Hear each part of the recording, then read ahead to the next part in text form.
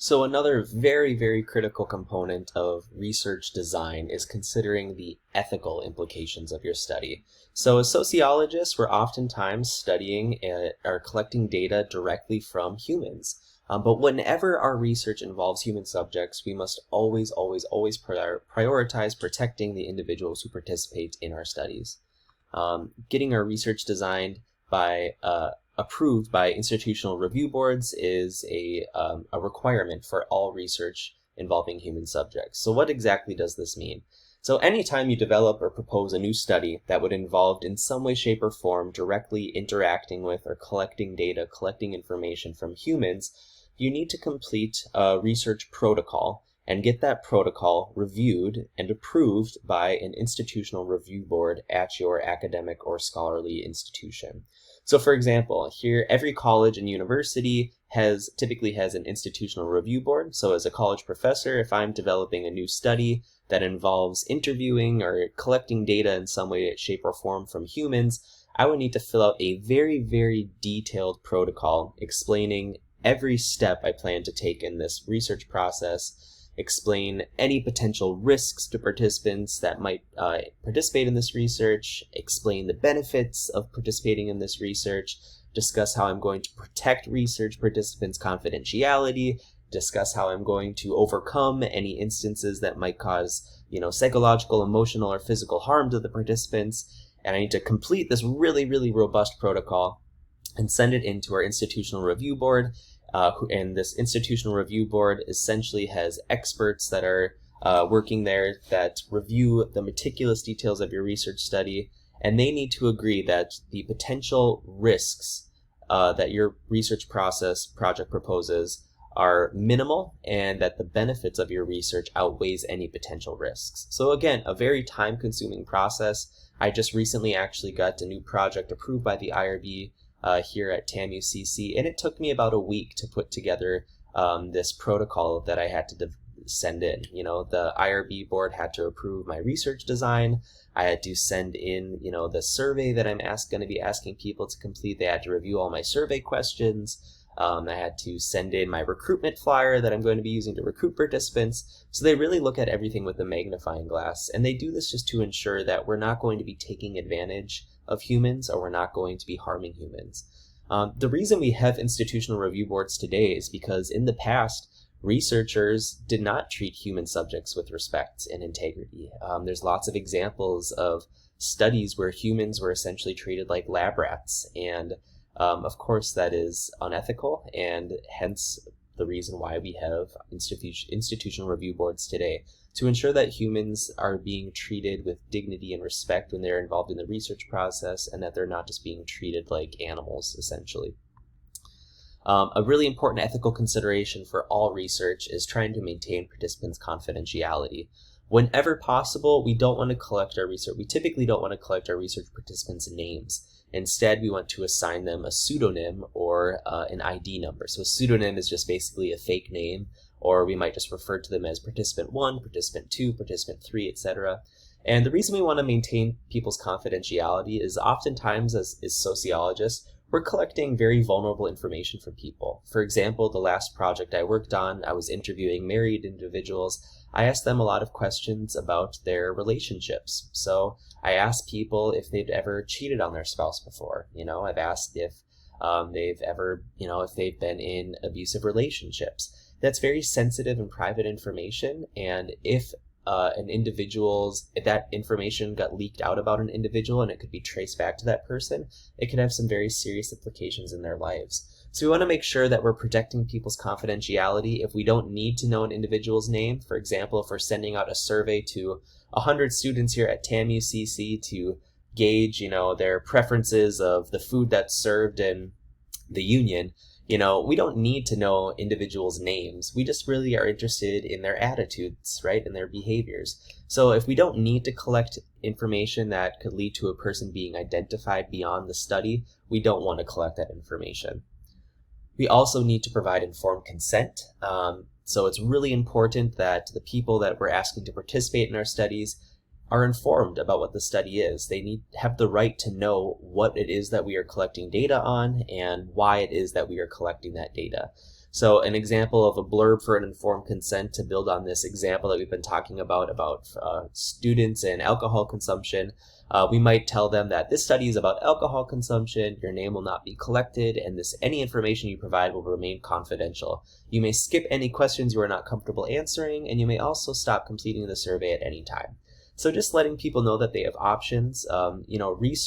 Participating in research should always, always, always be voluntary, and that's something to be very considerate of too. As a researcher, you come with a certain level of power, right? There's this weird power dynamic between researchers and participants. Sometimes individuals, especially individuals from marginalized groups, might feel pressured or coerced to participate in a research project. For example, if I as a professor came into class today and said, all right, I want all of you to participate in this research study that I'm conducting. I'm sending out the survey. You all need to answer these questions right now. That would be a very big abuse of power, and that would be an unethical practice for me as a researcher to do. Participants should always, always, always have the ability to decide whether or not they want to participate, to skip questions that they don't want to answer, to stop participating in a study at any time if they feel uncomfortable. And those are all really important ethical practices to consider. So let's talk about choosing a method. We have our study designed, we have our research question and hypothesis framed. What are we going to do to collect our data? Research methods are systemic processes of inquiry that are used to learn about and explain the social world. There's many different methods of data collection used in sociology. We're just going to talk about a few of them here today. Things to consider with a method. Why choose one method over the other? Well, the first and biggest consideration is quantity versus quality of data. Think about your research question. Think about your hypotheses. Would it be beneficial for you to get a lot of information from, ask general questions to a high number of people? Or would it make more sense to get really, really in-depth information from a smaller number of people? Do we want more data or do we want less data that is richer in quality? That's this question of quantity versus quality. That's one of the biggest questions we need to consider as social researchers. You also need to consider things like your time, accessibility, and resources. Certain methods take longer than others to collect and analyze data. Certain methods are more time-consuming. Certain methods require greater resources. You also have to think about accessibility. Do you have access to this sample that you are interested in collecting data from? Which method is going to be most effective in answering your research question or hypothesis? That's basically what it boils down to. As the researcher, you need to make a decision. What do you think is going to be the best method to answer the question that I am trying to address? And oftentimes there's no right or wrong answer. Sometimes multiple methods can work to answer a research question or to test a hypothesis. So there's a bit of subjectivity here, and this is kind of where reviewing the literature again can be helpful. See what other researchers have done studying related topics. What methods have worked well, what methods haven't. So let's talk about a few more of these methods in greater detail here. Surveys are one of the most common tools, research methods used to collect data in all of the sciences, definitely in social sciences. All of you have completed surveys before, whether it's completing the census or after you go to eat at a restaurant and they give you a customer satisfaction survey, etc. And surveys are essentially just an easy way to collect responses for a number of questions on a topic that you're interested in. Pros of surveys, they are quick and easy to collect data, especially now. A lot of survey templates are available online. So with the click of a button, you develop a survey, and with a click, I can send it out to thousands of individuals and collect thousands of responses. And there's great software programs out there that will actually just collect all of that data for me, right? So back in the day with paper surveys, you used to have to get all your answers and then manually type in everyone's responses into an Excel spreadsheet so you could analyze the data. But now there's things like SurveyMonkey and Qualtrics that allow us to disseminate surveys to thousands of people, and that data automatically gets collected and put into a spreadsheet for us. So for that reason, surveys are an attractive research method for sociologists because we can collect a lot of data from a lot of people in a really little amount of time. Typically, it produces large samples, or surveys can get us large samples because they are so easy to disseminate. And the larger the sample is, the more people that we get perspectives from, the more generalizable our findings can be. Meaning that the more likely we can say, hey, this is really representative of a large group of people. It's likely that their attitudes represent the larger population that we're trying to say something about. A few cons of surveys: inflexible design. When you send out that survey, the questions that are listed on there and the response options available for those questions are all that the participants have to choose from or to answer, right? So it's not like an interview, for example, where you could ask follow-up questions or get further clarification from people. What you have on the survey is what you get. So it limits responses and it limits the data that you're able to collect in that way. But again, the pros often outweigh these cons because surveys allow us to collect so much data in such a little amount of time.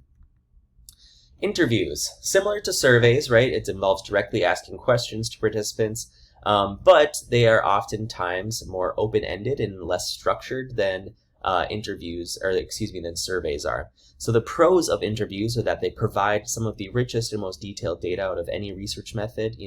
My last project, I was interviewing married people. I got to get really deep, detailed responses about the intricacies of their everyday lives as being married that I would not have been able to get had I just sent out a survey to people, right? So there's something about having conversations with individuals, kind of this research meeting storytelling type aspect of interview process that can provide really detailed and oftentimes explored nuanced data.